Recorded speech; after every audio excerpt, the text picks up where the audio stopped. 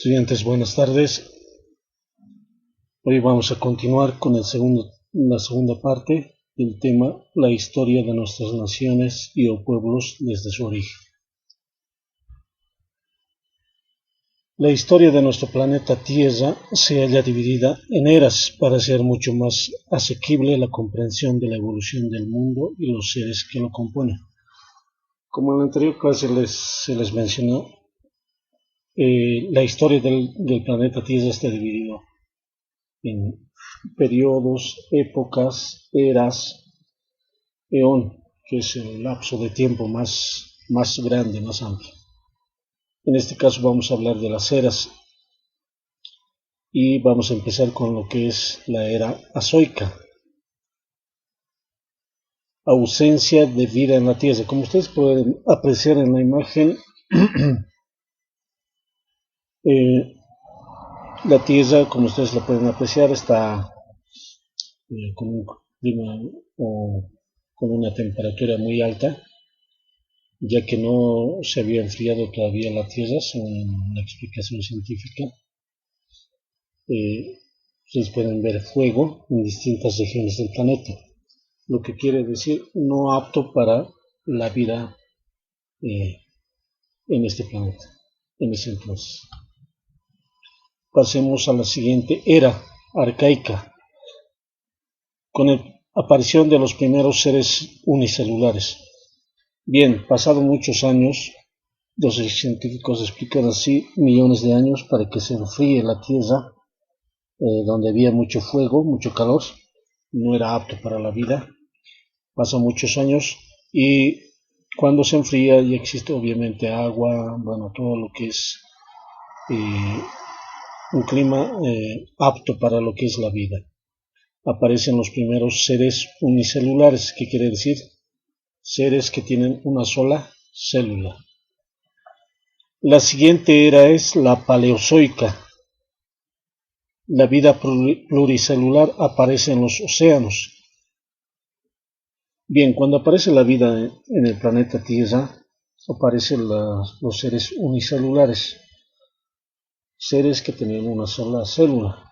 Posteriormente, porque pasados miles, millones de años, aparecen lo que es los seres pluricelulares, que quiere decir seres que tenían muchas células, sobre todo la vida en los océanos. Era mesozoica. Se desarrolla la vida vegetal y de animales reptiles, terrestres, aéreos y acuáticos.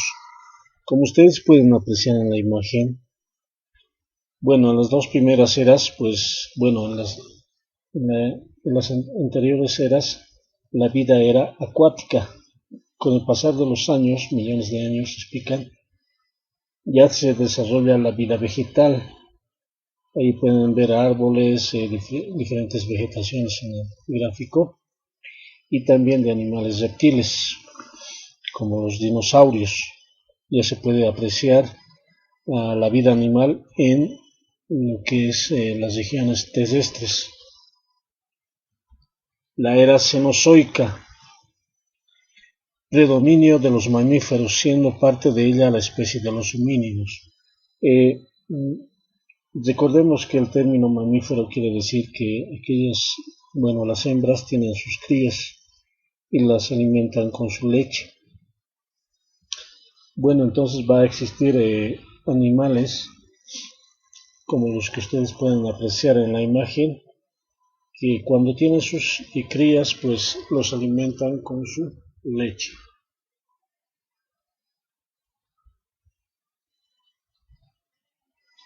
La era antropozoica, aparición, expansión y dominio de la especie humana de su entorno. Los humanos nunca convivieron con los dinosaurios. Bien, ustedes pueden apreciar aquí a un hombre muy antiguo que tiene algunos instrumentos de caza y va a cazar animales, obviamente de los cuales se alimenta.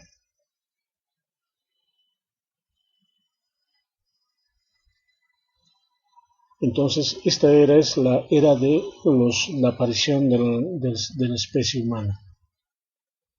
y se aclara que los hombres no vivieron junto a los dinosaurios, es decir, en la misma época, sino en una época posterior. Bien, aquí vamos a entrar acerca del origen del ser humano. Ya hemos hablado en las anteriores imágenes sobre la historia de la Tierra, es decir, desde su origen hasta casi la actualidad.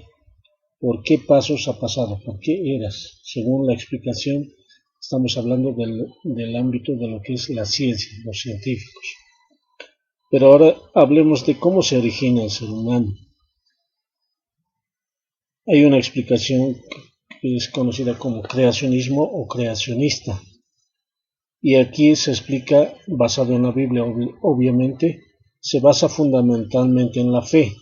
El hombre fue creado por Dios con barro e hizo a la mujer a partir de su costilla. Bien, aquí ya está explicando en este párrafo en qué consiste esta explicación del creacionismo.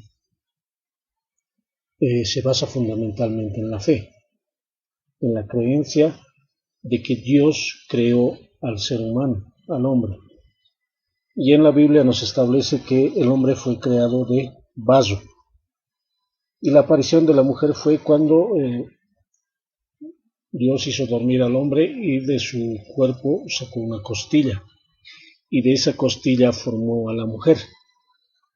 Es así como se da la explicación en base al creacionismo sobre el origen del ser humano. Bien, ahora vamos a ver teorías. Reitero, como la anterior vez indiqué, las teorías no son algo comprobadas, son solamente hipótesis, supuestos, algo no comprobado. Entonces hablemos de lo que es la teoría de la evolución. Fue Charles Darwin el que logró demostrar y reunir suficiente información para apuntar a que las especies evolucionan y cambian a lo largo de los años. Ustedes pueden apreciar en la imagen a Charles Darwin, quien estableció esta teoría de la evolución. Según este señor, pues las especies han evolucionado y explica que evolucionaron del mono con el pasar de miles de años hasta obtener la forma humana que hoy se conoce. Esa es la explicación del señor Charles Darwin.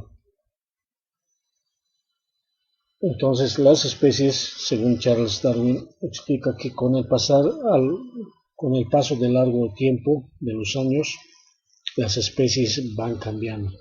Esa es la explicación de Charles Darwin. Veamos otra teoría, en este caso de teoría de Lamarck. Fue expuesta por el francés Jean-Baptiste Lamarck. Los cambios en el clima originan nuevas necesidades a las especies. Estos cambios determinan el uso o no uso de unos u otros órganos. Estos órganos se desarrollan o se atrofian. Los caracteres adquiridos son hereditarios.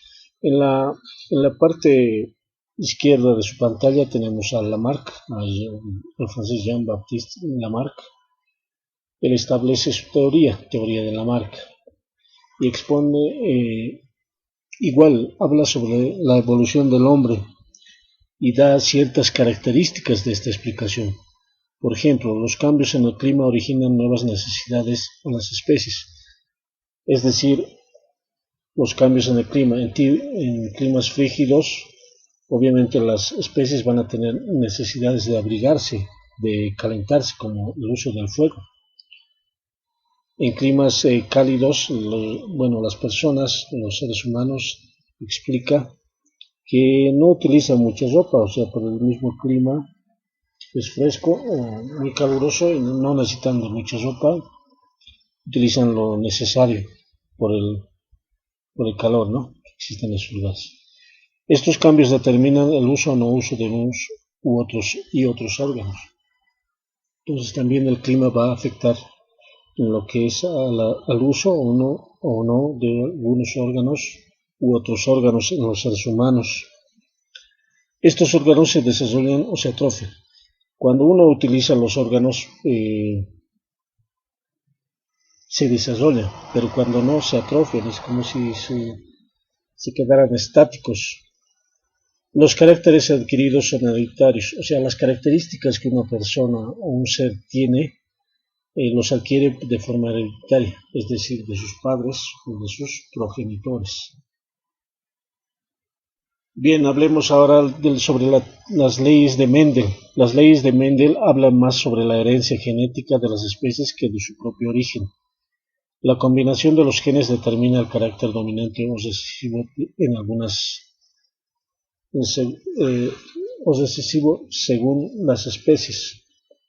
Entonces ahí podemos apreciar a Mendel. Él establece que más que todo habla sobre la herencia genética.